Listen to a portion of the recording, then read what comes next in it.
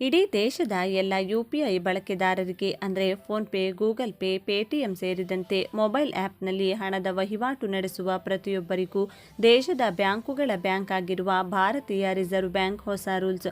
ಹೌದು, ನೀವು ಈಗಾಗಲೇ ಯುಪಿಐ ಮೂಲಕ ಅಂದರೆ ಫೋನ್ಪೇ, ಗೂಗಲ್ ಪೇ ಅಥವಾ ಪೇಟಿಎಂನಿಂದ ದಿನಕ್ಕೆ ಲಕ್ಷಗಟ್ಟಲೆ ಹಣ ವಹಿವಾಟು ಮಾಡುತ್ತಿದ್ದೀರಿ. ಆದರೆ ಇನ್ಮುಂದೆ 10,000ಕ್ಕಿಂತ ಹೆಚ್ಚಿನ ಹಣ ಕಳಿಸುವುದಕ್ಕೆ ಆಗಲ್ಲ. ಹೌದು, ಯುಪಿಐ ವಹಿವಾಟಿಗೆ ಹೊಸ ರೂಲ್ಸ್ ಜಾರಿಗೊಳಿಸುವ ನಿಟ್ಟಿನಲ್ಲಿ ಆರ್ಬಿಐ ಮಹತ್ವದ ಕ್ರಮಕ್ಕೆ ಮುಂದಾಗಿದೆ. ಬನ್ನಿ, ಇಷ್ಟಕ್ಕೂ ನೀವು ಕೂಡ ನಿಮ್ಮ ಮೊಬೈಲ್ನಲ್ಲಿ ಫೋನ್ಪೇ, ಗೂಗಲ್ ಪೇ, ಪೇಟಿಎಂ ಹೀಗೆ ಯಾವುದೇ ಆ್ಯಪ್ ಮೂಲಕ ಹಣದ ವಹಿವಾಟು ಮಾಡುತ್ತಿದ್ದರೆ ತಪ್ಪದೆ ಈ ವಿಡಿಯೋಗೆ ಒಂದು ಲೈಕ್ ಮಾಡಿ. ಹಾಗೂ ಇಷ್ಟಕ್ಕೂ ಕೇವಲ 10,000 ಹಣ ಕಳಿಸಿದರೆ ಮುಂದೆ ಮತ್ತೆ ಹಣ ಕಳಿಸುವುದಕ್ಕೆ ಆಗಲ್ಲ. ಯಾಕೆ? ಹಾಗಿದ್ರೆ ಇನ್ಮುಂದೆ ಯುಪಿಐ ಪೇಮೆಂಟ್ಗಳು ಹೇಗಿರುತ್ತೆ? ಈ ಎಲ್ಲ ಸಂಪೂರ್ಣ ಮಾಹಿತಿಯನ್ನು ತಿಳಿದುಕೊಳ್ಳಲು ತಪ್ಪದೆ ವಿಡಿಯೋವನ್ನು ಕೊನೆವರೆಗೂ ನೋಡಿ. ಆನ್ಲೈನ್ ವಂಚನೆಗಳನ್ನು ನಿಯಂತ್ರಿಸುವ ಉದ್ದೇಶದಿಂದ ಡಿಜಿಟಲ್ ಪೇಮೆಂಟ್ ಸಿಸ್ಟಂನಲ್ಲಿ ಸರ್ಕಾರ ಒಂದಷ್ಟು ಮಾರ್ಪಾಡು ಮಾಡಲು ಹೊರಟಿದೆ. ಡಿಜಿಟಲ್ ಪೇಮೆಂಟನ್ನು ಹೆಚ್ಚು ಸುರಕ್ಷಿತವಾಗಿಸಲು ಅಧಿಕ ಮೌಲ್ಯದ ವಹಿವಾಟುಗಳಿಗೆ 1 ಗಂಟೆ ವಿಳಂಬ ಪಾವತಿ ವ್ಯವಸ್ಥೆ ತರುವ ಪ್ರಸ್ತಾಪವ ಆರ್ಬಿಐ ಮುಂದಿದೆ ಎಂದು ವರದಿಗಳು ಹೇಳುತ್ತಿವೆ.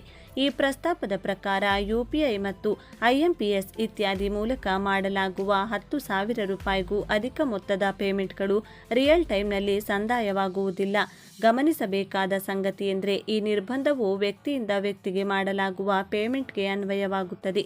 ವರ್ತಕರಿಗೆ ಮಾಡಲಾಗುವ ಪೇಮೆಂಟ್ಗಳು ಮಾಮೂಲಿ ರೀತಿಯಲ್ಲಿ ರಿಯಲ್ ಟೈಮ್ನಲ್ಲೇ ಆಗುತ್ತವೆ. 10,000 ರೂಪಾಯಿಗಿಂತ ಹೆಚ್ಚಿನ ಮೊತ್ತದ ಪೇಮೆಂಟ್ ಮಾಡಿದಾಗ 1 ಗಂಟೆಯ ಕೂಲಿಂಗ್ ಪೀರಿಯಡ್ ಜಾರಿಗೆ ಬರುತ್ತದೆ. ಈ ಸಂದರ್ಭದಲ್ಲಿ ಆ ಹಣವು ತತ್ಕ್ಷಣವೇ ವ್ಯಕ್ತಿಯ ಖಾತೆಗೆ ರವಾನೆಯಾಗುವುದಿಲ್ಲ.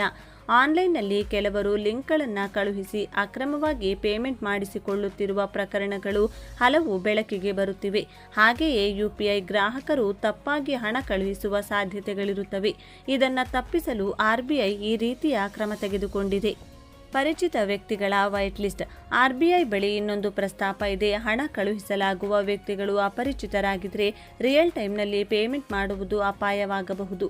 ಆದರೆ ಪರಿಚಿತರಾಗಿದ್ದರೆ ಆರ್ಬಿಐ ಇದಕ್ಕೊಂದು ಪರಿಹಾರ ಹುಡುಕಿದೆ.